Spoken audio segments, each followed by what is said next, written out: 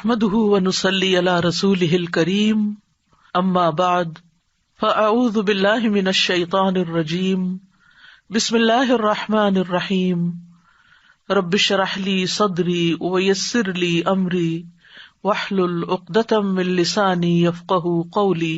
سورۃ یاسین نحمده ونصلي على رسوله الكريم اما بعد فاعوذ بالله من الشيطان الرجيم بسم الله الرحمن الرحيم یاسین والقرآن الحکیم انک لمن المرسلین علی صراط مستقیم تنزیل العزیز الرحیم لتنذر قوما ما انذر آباؤهم فهم غافلون لقد حق القول على أكثرهم فهم لا يؤمنون إنا جعلنا في أعناقهم أغلالا فهي إلى الأذقان فهم مقمحون وجعلنا من بين أيديهم سدا ومن خلفهم سدا فأغشيناهم فهم لا يبصرون وسواء عليهم أأنذرتهم أم لم تنذرهم لا يؤمنون إنما تنذر من اتبع الذكر وخشي الرحمن بالغيب فبشره بمغفرة وأجر كريم إنا نحن نحيي الموتى ونكتب ما قدموا وآثارهم وكل شيء أحصيناه في إمام مبين۔ شروع کرتی ہوں اللہ کے نام سے جو بے انتہا مہربان نہایت رحم فرمانے والا ہے۔ یاسین قسم ہے قرآن حکیم کی، تم یقیناً رسولوں میں سے ہو، سیدھے راستے پر ہو، اور یہ قرآن غالب اور رحم کرنے والی ہستی کا نازل کیا ہوا ہے تاکہ تم خبردار کرو ایک ایسی قوم کو جس کے باپ دادا خبردار نہ کیے گئے تھے اور اس وجہ سے وہ غفلت میں پڑے ہوئے ہیں۔ ان میں سے اکثر لوگ فیصلہ عذاب کے مستحق ہو چکے ہیں، اسی لیے وہ ایمان نہیں لاتے۔ ہم نے ان کی گردنوں میں توق ڈال دیے ہیں جن سے وہ تھوڑیوں تک جکڑے گئے ہیں، اس لیے وہ سر اٹھائے کھڑے ہیں۔ ہم نے ایک دیوار ان کے آگے کھڑی کر دی ہے اور ایک دیوار ان کے پیچھے۔ ہم نے انہیں ڈھانپ دیا ہے، وہ کچھ نہیں سوچتا، ان کے لیے برابر ہے، ہاں تم انہیں خبردار کرو یا نہ کرو، وہ نہیں مانیں گے۔ تم تو اسی شخص کو خبردار کر سکتے ہو جو نصیحت کی پیروی کرے اور دن دن کے خدائے رحمان سے ڈرے، اسے مغفرت اور اجر کریم کی بشارت دے دو۔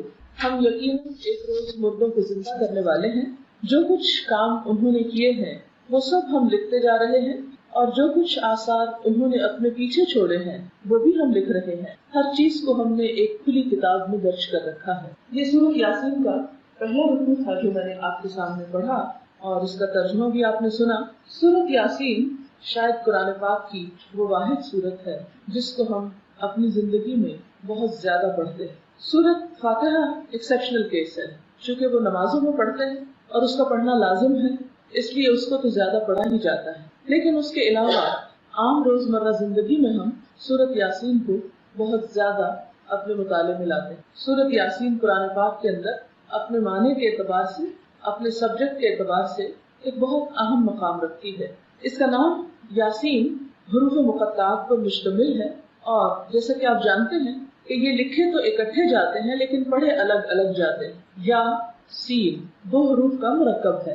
بعض لوگوں نے اس کا معنی بتانے کی کوشش کی ہے، تو یا عربی میں اے کو کہتے ہیں، جیسے ہم کہتے ہیں یا اللہ، تو اس کا مطلب ہوتا ہے اے اللہ، تو یا کا مطلب ہے اے، اور سین کا مطلب ہے سید، سردار، اور اس سے مراد نبی صلی اللہ علیہ وسلم ہے۔ یا بعض لوگوں نے کہا کہ نہیں، اس سے مراد، سین سے مراد انسان ہے، اے انسان، یعنی اس صورت میں انسان کو مخاطب کیا گیا ہے۔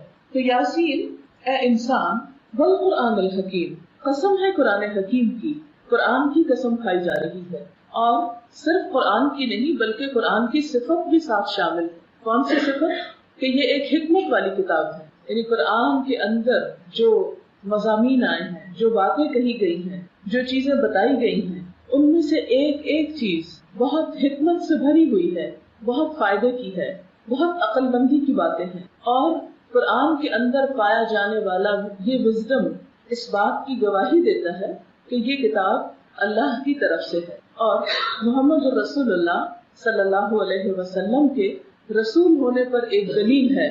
آپ جانتے ہیں کہ نبی صلی اللہ علیہ وسلم مکہ میں 40 سال تک رہے اور لوگوں کے ساتھ میل ملاقات رہی۔ اس 40 سال کے عرصے میں کبھی بھی آپ نے کوئی ایک بھی ایسی آیت یا ایسی بات زبان سے نہیں نکالی۔ یکایک 40 سال کے بعد آپ نے ایسا کلام سنانا شروع کیا جو اس سے پہلے کبھی کسی کی اپروچ میں ہی نہیں تھا، کبھی کسی نے اس کے بارے میں سوچا ہی نہیں تھا کہ نہ یہ شعر ہے اور نہ یہ نثر ہے. اگر آپ اس کو ایک پروز کہیں تو یہ پروز پہ پورا نہیں اترتا، اور اگر آپ اس کو شعر کہیں تو یہ پراپر جس طرح شعر ہوتے ہیں وہ بھی نہیں. تو لوگ اس بات پر حیران بھی تھے، پریشان بھی تھے کہ یہ کیا چیز ہے. لیکن دوسری طرف وہ حضور اکرم صلی اللہ علیہ وسلم کو نبی ماننے کے لیے بھی تیار نہ تھے. وہ یہ کہتے تھے کہ ایک شخص جو ہم ہی میں سے ہے، ہم کیسے مان لیں کہ ایک فرشتہ اس کے پاس آتا ہے اور وہ اللہ کا نبی ہو گیا ہے. اور اس میں کچھ ان کی انا بھی شامل تھی، تکبر بھی شامل تھا.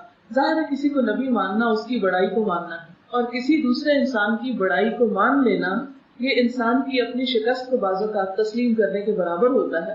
تو جو متکبر لوگ ہوتے ہیں، تکبر پسند کرنے والے، خود پسند لوگ، انا کے شکاری، وہ لوگ کبھی بھی کسی کے پاس خیر اور بھلائی کو تسلیم نہیں کرتے، اس کا اعتراف نہیں کرتے، اس کو مانتے نہیں. اور اس طرح بسا اوقات وہ ایک اچھی چیز سے، ایک اچھی خیر سے محروم بھی ہو جاتے ہیں. بہرحال جب لوگوں نے آپ کا انکار کیا تو اللہ تعالیٰ نے قرآن پاک کو گواہ بنایا کہ دیکھو یہ کتاب بتاتی ہے کہ یہ شخص ایک سچا رسول ہے، کیونکہ اس کتاب کے علاوہ اپنی عام روزمرہ زندگی میں جو گفتگو وہ کرتا ہے وہ بھی اس سے بالکل مختلف ہوتی. ابھی آپ احادیث اگر پڑھیں تو آپ دیکھیں گے کہ احادیث جو حضور صلی اللہ علیہ وسلم کا اپنا کلام ہے وہ بالکل مختلف ہے، اگرچہ اس میں بھی بڑی حکمت کی باتیں ہیں، بہت اچھی اچھی نصیحتیں ہیں، بہت خوبصورت سینگز ہیں آپ کی، لیکن پھر بھی وہ اپنے زبان کے اعتبار سے، اپنے لینگویج کے سٹائل کے اعتبار سے قرآن سے بالکل مختلف ہے. بعض اوقات ایک ہی آیت کی تفسیر ہوتی ہے ایک حدیث، لیکن حدیث کے الفاظ میں وہ چیز نہیں ہوتی جو قرآن کے الفاظ میں ہوتی. تو انکار کرنے والوں کو یہ ایک دلیل دی جا رہی ہے کہ دیکھو اس قرآن کے الفاظ پر، اس کی حکمت کے اوپر، اس کے معنی کے اوپر غور کرو تو تمہیں خود ہی اس بات کی دلیل مل جائے گی کہ محمد رسول اللہ صلی اللہ علیہ وسلم ایک سچے رسول ہیں. انک لمن المرسلین علی صراط مستقیم، اور سیدھے راستے پر ہیں. وہ لوگوں کو صحیح راستے کی رہنمائی کر رہے ہیں اور خود بھی اس کو فالو کر رہے ہیں. تنزیل العزیز الرحیم، یہ قرآن ایک ایسی ہستی نے بھیجا ہے جو بہت زبردست ہے، بہت قوت والی ہے، اور دوسری طرف رحم کرنے والی بھی ہے. یعنی اگر کوئی شخص اس کی نافرمانی کرے تو اس کو پکڑ بھی سکتا ہے، یعنی اللہ تعالیٰ، اور دوسری طرف انسان کے گناہوں کے باوجود اس کو مہلت دیتا ہے تاکہ شاید انسان کبھی پلٹ آئے. اور یہ قرآن بھیجا کیوں گیا؟ قرآن حکیم کی قسم کھا کے بتایا جا رہا ہے کہ یہ کیوں آیا ہے، یہ کتاب کس لیے آئی ہے. لِتُنذِرَ قَوْمًا مَّا أُنذِرَ آبَاؤُهُمْ، تاکہ تم ایسے لوگوں کو خبردار کرو، بتاؤ کہ جن کے باپ دادا کو بتایا نہیں گیا تھا. اور آپ دیکھیں کہ ہر جنریشن میں یہ بات کتنی سچی ہے کہ تم اس جنریشن کو اس کتاب کی طرف لاؤ، کیونکہ ان کے آباء و اجداد اس سے دور رہے، لہٰذا وہ ہدایت سے بہت دور ہو گئے. فَهُمْ غَافِلُونَ، تو وہ غفلت میں پڑ گئے. تو اس سے یہ پتہ چلتا ہے کہ اسلام کسی وراثت کا نام نہیں. مسلمان ہونا صرف ورثے میں نہیں ملا کرتا. کسی کے گھر پیدا ہو جانے سے کوئی شخص صرف مسلمان نہیں بن جایا کرتا. مسلمان بننے کے لیے ہر شخص کو انڈیویجول ایفرٹ کی ضرورت ہے. ہر شخص کو ڈائریکٹ اپنے رب کے اپروچ کی ضرورت ہے، اپنے رب کے ساتھ ایک تعلق کی ضرورت ہے. کوئی شخص یہ نہیں کہہ سکتا کہ میرے ماں باپ چونکہ بہت نیک انسان تھے اس لیے میں بھی نیک ہوں. نہیں، ہر شخص کی نیکی اور اس کا کردار اور اس کا اخلاق اور اس کا عمل اس کے اپنے ساتھ ہے. بعض اوقات اولاد ماں باپ سے بھی بڑھ کر نیک ہوتی، اور بعض اوقات نیک ماں باپ کی اولاد بھی بہت نالائق ہو سکتی ہے. یہ ایسے ہی ہے جیسے کوئی شخص یہ نہیں کہہ سکتا میں ڈاکٹر ہوں کیونکہ میرے والد ایک ڈاکٹر تھے. کبھی آپ کسی ایسے شخص کو ڈاکٹر ماننے کو تیار نہیں ہوں گے کہ جس کے والدین ڈاکٹر ہوں. ڈاکٹر بننے کے لیے ایک شخص کو خود اپنی پرسنل ایفرٹ کی ضرورت ہوتی. اسی طرح ایک اچھا انسان بننے کے لیے، ایک مسلمان بننے کے لیے ہر انسان کو خود اپنی کوشش اور اپنی محنت کی ضرورت ہے. یہی چیز یہاں پر بتائی گئی کہ تم ان لوگوں کو دین کی بات بتاؤ، اچھائی کے راستے پر لاؤ، کیونکہ بہت عرصے سے یہ اس تعلیم سے دور رہے، ان کے ماں باپ بھی دور تھے، وہ غفلت میں پڑ گئے تو ان کا اثر ان پہ بھی آ پڑا، تو انہیں اس غفلت سے نکالو. لیکن بات یہ ہے کہ ان میں سے اکثر لوگ فیصلہ عذاب کے مستحق ہو چکے ہیں، اس لیے وہ نہیں مانتے. کہ نبی صلی اللہ علیہ وسلم نے جب بتانا شروع کیا تو بہت سارے لوگوں کے لیے یہ پیغام اور یہ بات ایک نئی بات تھی. اور آپ نے دیکھا ہوگا کہ ہر نئی بات کو لوگ شروع میں ناپسند کرتے ہیں، پھر اس کے بعد آہستہ آہستہ اس کو ایکسپٹ کرنے لگتے ہیں. یہ انسان کی فطرت ہے. مثلاً آپ دیکھیں کہ ایک چھوٹے بچے کو ایک ماں پہلی دفعہ مرچوں والا سالن کھلاتی ہے تو وہ اس پر منہ بناتا ہے اور اس کو تھوک ڈالتا ہے اور اس کو نہیں کھانا چاہتا. لیکن تھوڑا تھوڑا چکھاتے چکھاتے ایک دن ایسا آتا ہے کہ اس کا مرچوں کے بغیر کھانے کو دل نہیں چاہتا. بالکل اسی طرح کوئی بھی نئی فوڈ جب ہم ٹرائی کرتے ہیں تو وہ تھوڑی سی اجنبی لگتی ہے. بعض اوقات اس کا ٹیسٹ، اس کی خوشبو اچھی نہیں لگتی. آپ نے زیتون کے بہت فائدے سنے ہوں گے. جو اولیو آئل ہوتا ہے وہ کولیسٹرول فری ہوتا ہے، لیکن اس کے باوجود چونکہ ہم لوگ یوز ٹو نہیں اس کو کھانے کے، تو اس میں پکی ہوئی چیز ہم شوق سے نہیں کھاتے یا کھا نہیں سکتے.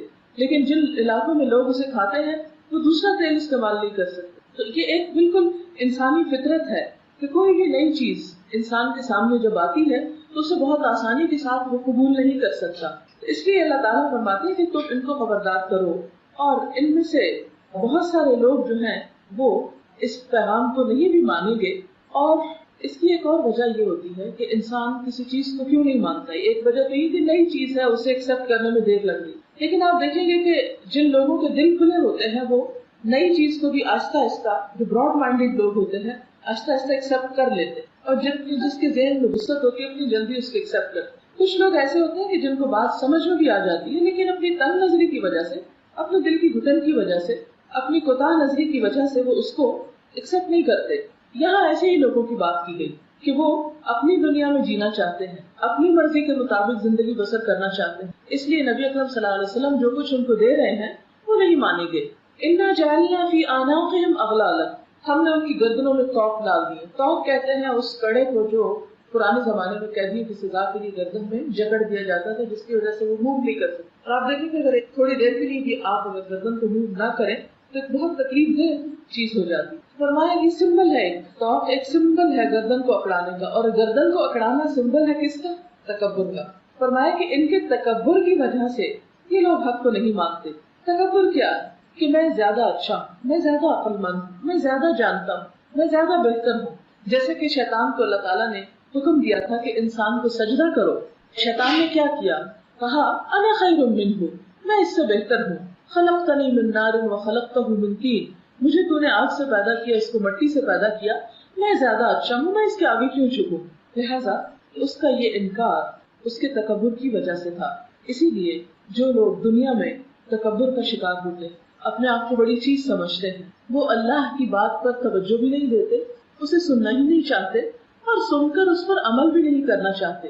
کیونکہ بسا اوقات تکبر کی وجہ سے وہ قبول نہیں کرتے، اور بسا اوقات اس لیے قبول نہیں کرتے کہ پھر اسے قبول کر کے انہیں اپنی کچھ عادتوں کو چھوڑنا پڑتا. اور وہ سمجھتے ہیں کہ ان چیزوں کو چھوڑنے سے ان کی وہ شان و شوکت میں شاید کچھ کمی آ جائے، اس لیے وہ بات ماننے سے انکار کرتے ہیں. پھر فرمایا وَجَعَلْنَا مِن بَيْنِ أَيْدِيهِمْ سَدًّا، ہم نے ایک دیوار ان کے آگے کھڑی کر دی.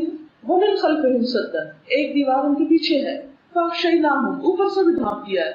فَهُمْ لَا يُبْصِرُونَ، وہ دیکھ ہی نہیں سکتے. یعنی جب ایک شخص اپنے آپ کو بڑی چیز سمجھنے لگتا ہے تو پھر اس تکبر کی وجہ سے اللہ تعالیٰ اس کو ایک سزا دیتے. اور وہ سزا کیا ہوتی ہے کہ اس کو حق بات سمجھنے کی توفیق نہیں دیتے. اور اس کو اس سے تشبیہ دی گئی کہ جیسے کسی شخص کے آگے بھی دیوار ہے. مثلاً اس وقت ہم ایک کمرے میں بیٹھے ہوئے ہیں، ہمارے سامنے بھی دیوار ہے، ہمارے پیچھے بھی دیوار ہے، اور ہمارے سر میں بھی چھت ہے. لہٰذا ہم اس کمرے سے باہر کچھ نہیں دیکھ سکتے. بالکل تکبر کرنے والا شخص اپنی ذات اور انا کے خول میں اس طرح بند ہو جاتا ہے کہ وہ نہ آگے دیکھ سکتا ہے نہ پیچھے دیکھ سکتا ہے، نہ اسے اپنے مستقبل کی کوئی فکر ہوتی ہے اور نہ اپنے ماضی سے کوئی سبق لیتا ہے. اور اوپر سے بھی ڈھانکے ہوئے کہ اللہ کی طرف اس کا کوئی دھیان نہیں ہوتا، توجہ نہیں ہوتی، رجحان نہیں ہوتا، تعلق نہیں ہوتا. لہٰذا ان کو کوئی بات بھی سمجھ نہیں آتی، ان کو فائدہ ہی نہیں ہوتا.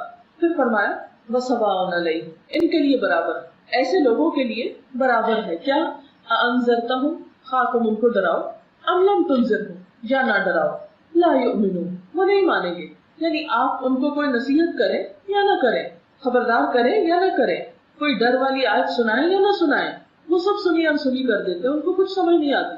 یہ بالکل ایسے ہی جیسے اس کمرے کے باہر اگر کوئی چیخ چلا رہا ہو، پکار رہا ہو، تو ہمیں کچھ پتہ نہیں چلے گا کہ کوئی رو رہا ہے. اس چھت پہ اس وقت کوئی رو رہا ہو، چلا رہا ہو، ہمیں تو کچھ خبر نہیں کہ کیا ہو رہا ہے، کیونکہ ہم تو اس کے اندر بند ہیں. تو بالکل اسی طرح متکبر شخص جب اپنی ذات کے خول میں بند ہوتا ہے تو اللہ تعالیٰ اس پہ ہدایت کے دروازے بند کر دیتے ہیں، اور پھر ان پر کوئی نصیحت کی بات اثر کرتی ہی نہیں. اس لیے کہ وہ ہر وقت اپنے خیالوں، اپنی ہی دنیا اور اپنی ہی آپ میں رہتے ہیں. اس لیے حق کی بات، ہدایت کی بات ان کے دلوں تک نہیں پہنچتی.